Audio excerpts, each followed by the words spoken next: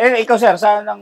Dito, Caloocan to Manila din sa Tondo. Okay, Tondo rin. Ikaw sir, saan naman ang nakakarating tayo? Sir, Taytay dito. Tapos, minsan umuwi kami ng Mindoro, nakamotor lang. Talaga, Mindoro ride. Sarap dun. Long rides. Sarap dun. Kaya sanay ka sanay sa long ride, no? Maganda yan, maganda. Pero sir, ikaw, yung mga ginagawa mo, minsan nagdi-DIY ka rin ba sa motorsiklo mo? DIY, hindi eh. Kasi ako bilang lately na lang din ako natutong mag ng motor. Kasi ako, may motor din ako. Napabayaan ko siya, lalo na sa langis. Oo, ko noon ang mekaniko namin, andyan naman yung mekaniko, pero napapabayaan ko pa rin sa langis. So, importante talaga na yung langis, wag talagang kakalimutan na wag paltan. Yung talaga number 1. Kasi, imbes na change oil, nagiging change all. Totoo. Yun ang masakit talaga. Talaga kailangan. Kaya yung langis, importante po yan sa bilang isang riders. Kaya yung langis, yun yung ilang po, number 1. Okay. Nag-promote pa. Promote. Ikaw sir, saan ka nakakarating? Kung saan ka sakali, pag pumapasok, trabaho-bahay lang? Trabaho-bahay din. Pero, totoo ba yan? Sa NCR, nakakaikot din na halos. Totoo yung trabaho-bahay, Hindi, pagdating dito sa Caloocan, Manila, halos naikot ka na rin ng buong NCR. Manila rin. Malabon. Motor lang din. Pero nakakapag-ride din katulad ni sir? Sa long ride, di pa ako nakakapagsubok sir. Mindoro din ako eh. Sarap nun, ride. Baka next year, baka makapag-uwi din ako ng Mindoro sir. Pero ikaw sir, nakakapag-long ride ka na? Opo, nakakapag-long ride naman po. Yan sa Angono sa Pasig. Long ride po 'yun. Yo, maganda yung maganda yung mga yung mga syempre yung mga basic basic needs natin. Basic maintenance.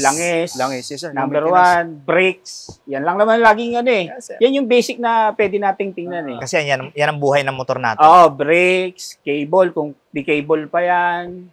Tsaka syempre yung mga belt nasa loob na kasi yan. Yes sir. Nasa loob na yan, medyo matrabaho na, hindi na natin kayang DIY kasi kung wala kang proper tools, hindi natin mababaklas.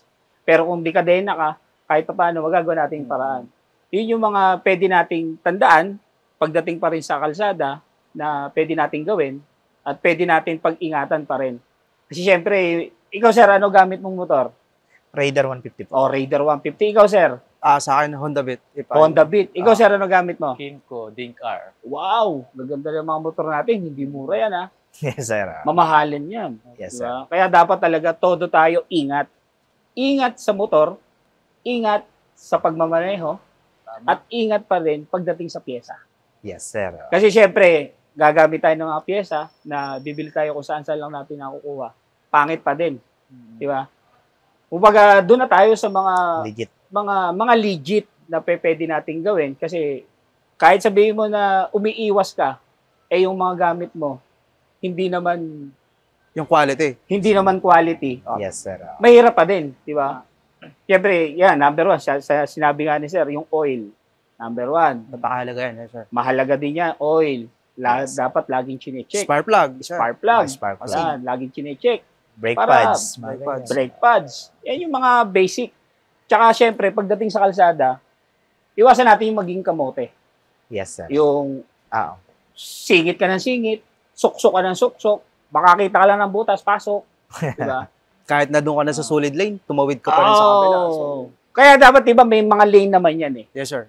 Napakamahalaga. May lane May lane tayo. Kasi yung iba, nandito ka sa kaliwa, hindi mo titignan yung likod, kakaanan ka na Biglang iba kumakaanan, biglang pumapasok. Siyempre, pag ikaw nasa likod, sudden stop ka, hindi man siya na-aksidente, ikaw ang na-aksidente. Di ba? Yun yung mga, yun yung mga... Dapat magkaroon na ng kamote lane, no? Hindi. Kailangan kasi, mahalaga yun. Sir, kasi 50 meters away from stoplight, meron solid, white lane. So, doon pa lang may signal na huwag ka nang lumipat. Kasi... At saka diba ngayon, merong solid.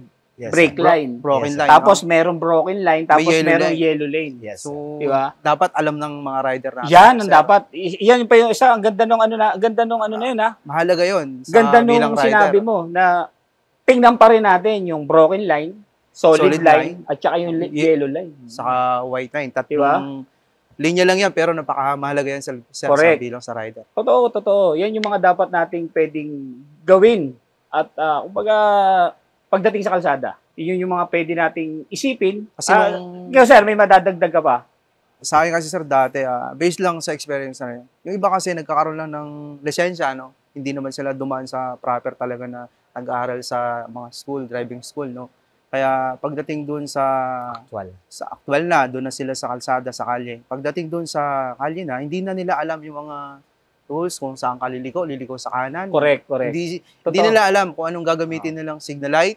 Totoo. Sa mga signage. Mahalaga yun na dapat ang mga rider natin na alam nila ang bawat traffic rules na sumunod. Hindi lang tayo basta-basta kasi iba kasi kumukuha siya ng mga fake na license, no? Mga fix na lang. Basta makapag-rides, marunong mag-drive. Basta magka-lisensya takbo na. lang. Magka-lisensya lang, no? Disadvantage yun kapag ikaw ay kumuha ng mga fake na lisensya pagdating sa kalye. Kaya mahalaga pa rin mag-aral talaga sa mga authorized na driving school. Para malaman mo, doon malalaman mo lahat ang mga traffic rules, LTO, sa mga MMDA, malalaman mo mahalagang sa bilang rider, sir, para sa akin.